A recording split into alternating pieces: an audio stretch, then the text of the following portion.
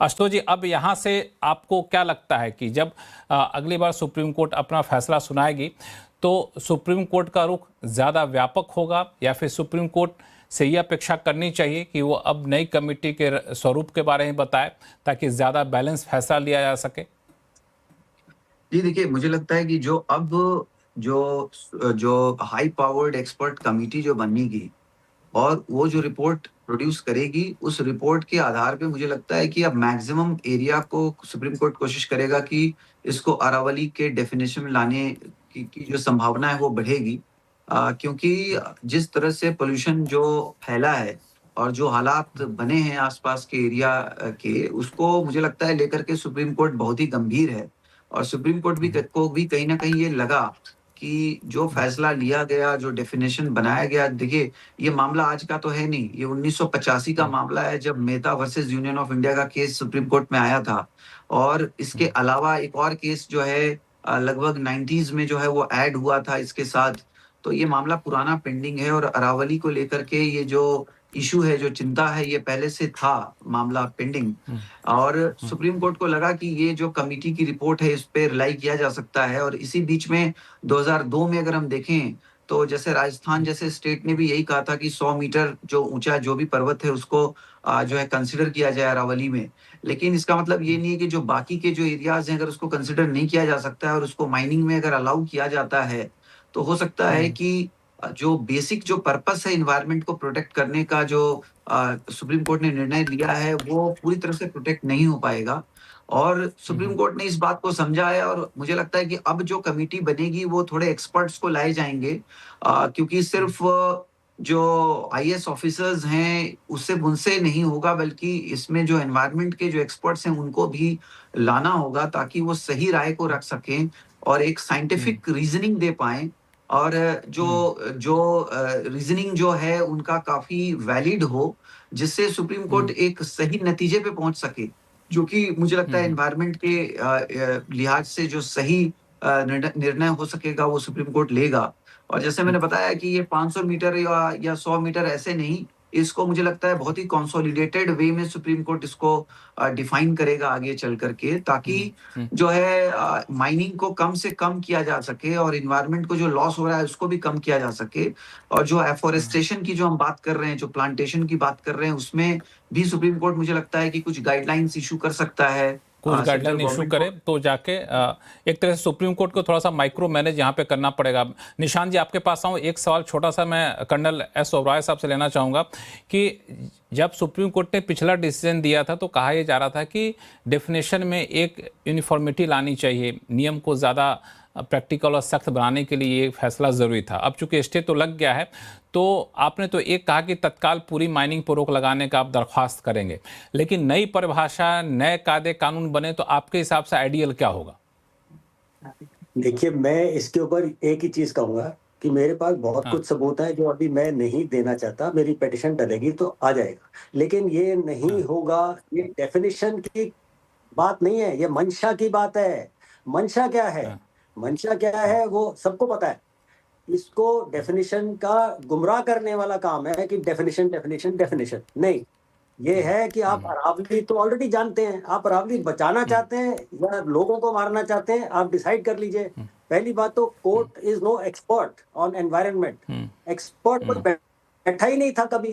सारे तो IAS officer थे जिनको आदेश ऊपर से आ रहे थे। आईएएस ने तो ऑफिसर थे। एक्सपर्ट जो है इंडिपेंडेंट एक्सपर्ट, नॉट गवर्नमेंट के एक्सपर्ट जो बैठे होते हैं गवर्नमेंट। और सबसे बड़ी बात जो आपने कही वो है कि मंशा क्या, आपकी मंशा नियत साफ होनी चाहिए, तभी जाके कोई कदम ज्यादा सफल होगा। यहाँ पे कांग्रेस प्रवक्ता निशांत आनंद जी हमारे साथ। निशांत जी, मैं एक सवाल पूछूं कि थोड़ा सा अलग हट के, हालांकि मामला अरावली का ही है, लेकिन जिस तरीके से कांग्रेस इसमें पूरी तरह से आक्रामक नजर आई, चूंकि अरावली को लेके जमीनी स्तर पर मूवमेंट काफ़ी तेज हो गया, लोगों का लगाव इससे हो गया, और कांग्रेस की तरफ से बयान आता है कि पर्यावरण मंत्री इस्तीफा दें। कांग्रेस की तरफ से ये बयान आता है कि हम तब तक नहीं रुकेंगे जब तक कि इस पर कुछ ठोस कदम नहीं हो जाता, हम अपने संघर्ष को जारी रखेंगे। तो ऐसा लगता है कि कांग्रेस को एक तरीके से सियासी संजीवनी टाइप से मिल गई है कि चलो इस मुद्दे के बहाने कम से कम लोगों के बीच अपनी चीज़ों को पहुँचाएं ज़्यादा बेहतर तरीके से। ये आपके लिए एक अवसर तो नहीं दिख रहा है?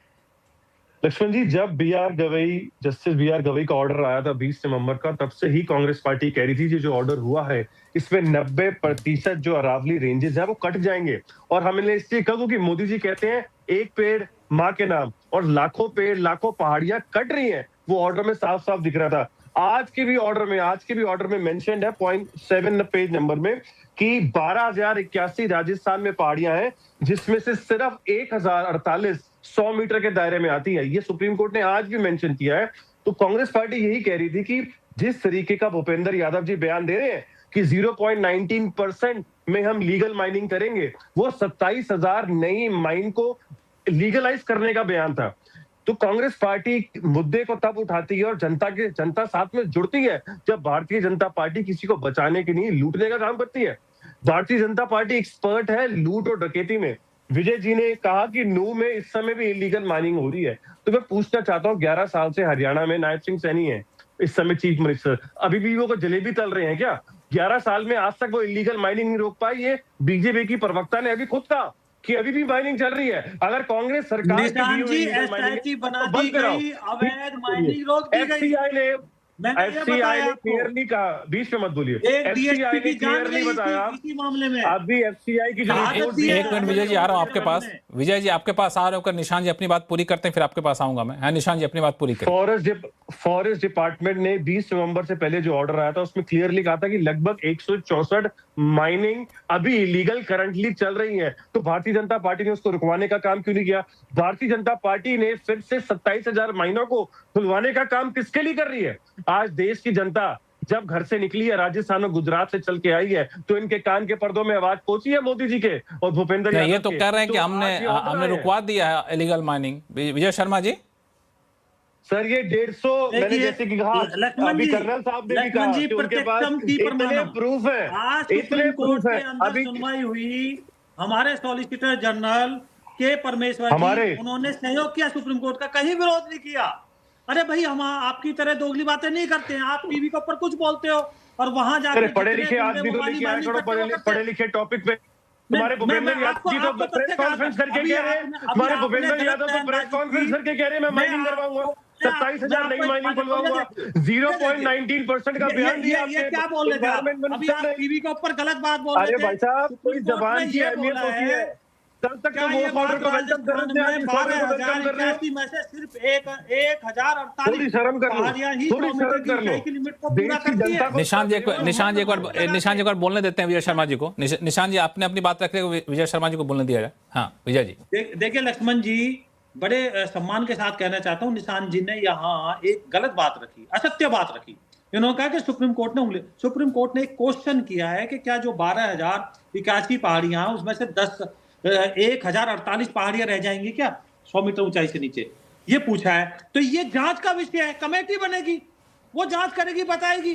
तो आप इस तरह से, अभी इन्होंने एक कितना गंभीर आरोप लगाया था कि पहले ही अडानी जी को देने के लिए, इनके सपने में भी अडानी अंबानी आते हैं। अरे सेल बेल रेल सबको बेच दिया, बचा क्या है? कुछ छोड़ा है क्या देश में? क्या नहीं बेचा आपने अडानी जी को? तथ्य पे निशान जी आप सुनिए, तथ्य पे बात कीजिए। देश का प्रधानमंत्री बेच दिया, देश बेच दिया, और आज कह रहे हो कि क्या अडानी सपने में आता है?